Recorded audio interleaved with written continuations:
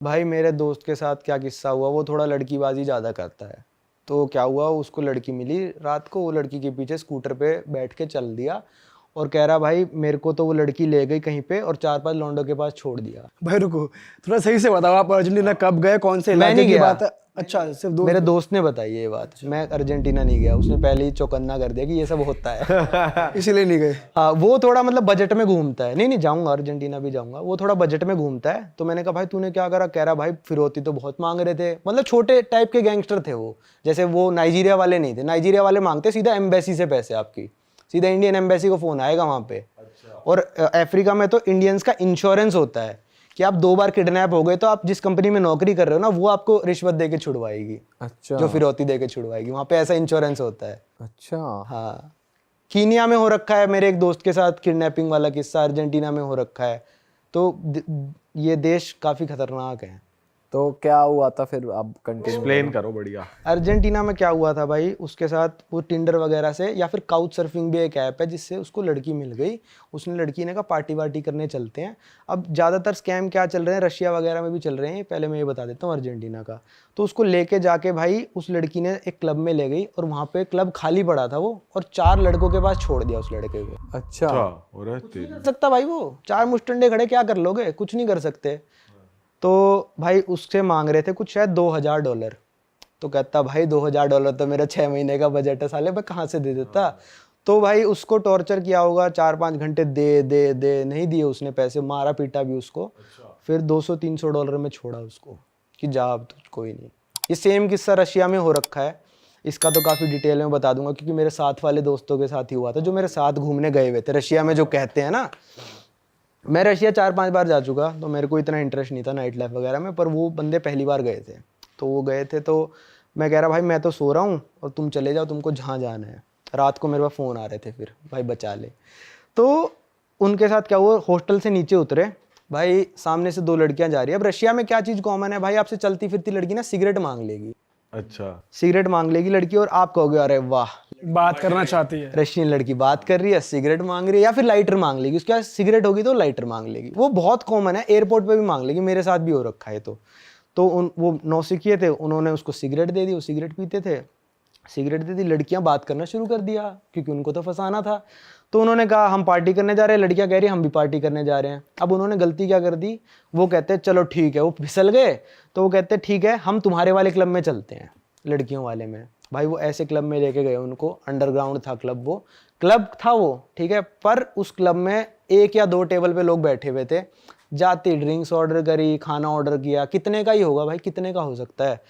Bill आया भाई 3 घंटे बाद उनका 50,000 रूबल का, मतलब लगभग 55,000 रुपए।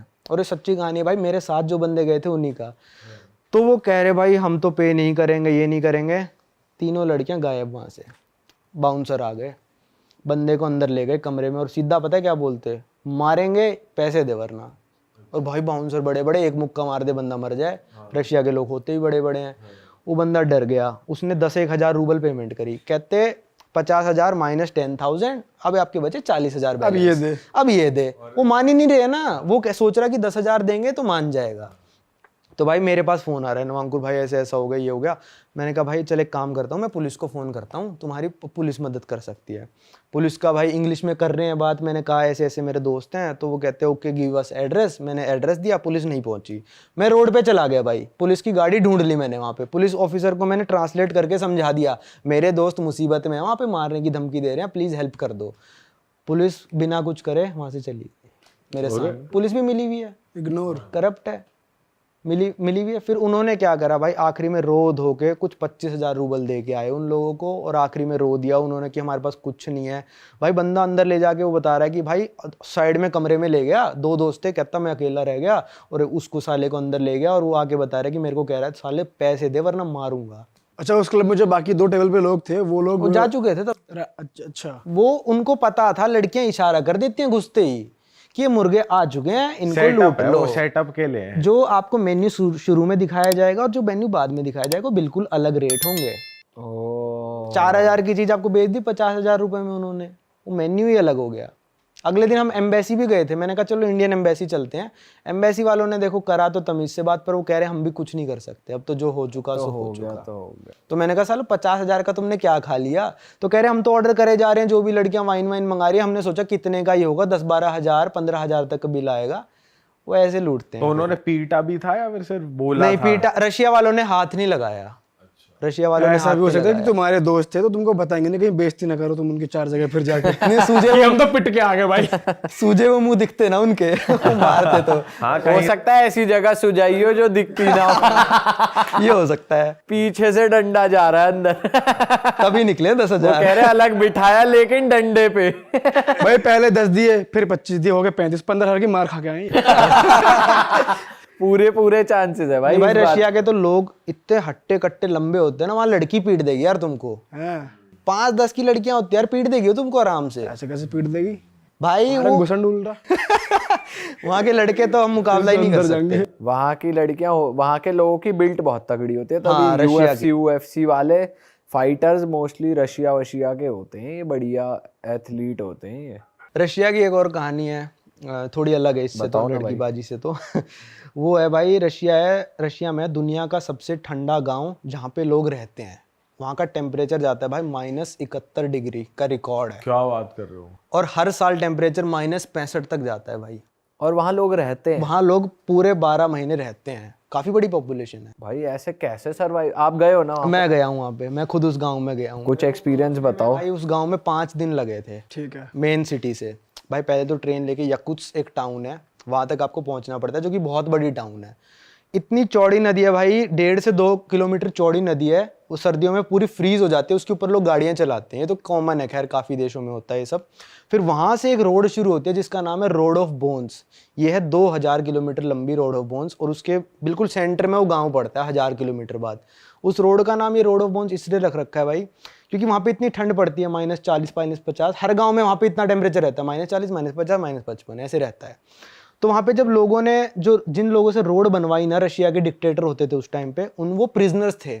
प्रिजनर्स को लाते थे, रोड बनवाते थे, और जो प्रिजनर मर जाता था, इतनी दूर रोड पे कहाँ ट्रांसपोर्ट करेंगे उनको, उसी रोड में दफन कर देते थे उस बंदे को। तो आज भी उस रोड में से हड्डियां निकलती हैं लोगों की, तो उसको कहते हैं रोड ऑफ बोन्स। पता नहीं, अब मेरे को एग्जैक्ट नंबर याद नहीं है कितने हजार लोग मरे थे वहाँ पे, और सारे उसी रोड पे दफन है। तो उस गाँव में मैं गया था, तब हो रहा होगा -40 -45, -71 तो मतलब रिकॉर्ड है, और नॉर्मली -60 हर साल जाता है। तो वहाँ पे आप जाओगे ना, तो आपको एक सर्टिफिकेट भी मिलता है कि आप इस दिन पे आए हो और इस दिन इतना टेम्परेचर था। तो मेरे सर्टिफिकेट है -40 तो डिग्री। वहाँ पूरे साल इतना ही वो नहीं, रहता नहीं, है या कोई गर्मी भी होती है। अच्छा, गर्मी भी होती है, +35 तक जाता है। अच्छा। तो टेम्परेचर डिफरेंस बहुत ज़्यादा हो गया। तो वहाँ पे स्कूल भी ऐसे होते हैं ऑपरेट, जैसे दिल्ली में क्या होता है, 3-4 डिग्री टेम्परेचर हुआ तो स्कूल बंद कर देते हैं कि भाई ठंड ज़्यादा होती है। वहाँ पे -50 डिग्री सेल्सियस तक स्कूल बंद नहीं होते हैं। अच्छा। उसके ऊपर जाएगा -51 -52, तो स्कूल उस दिन से बंद हो जाएंगे कि एक्सट्रीम वेदर हो रहा है।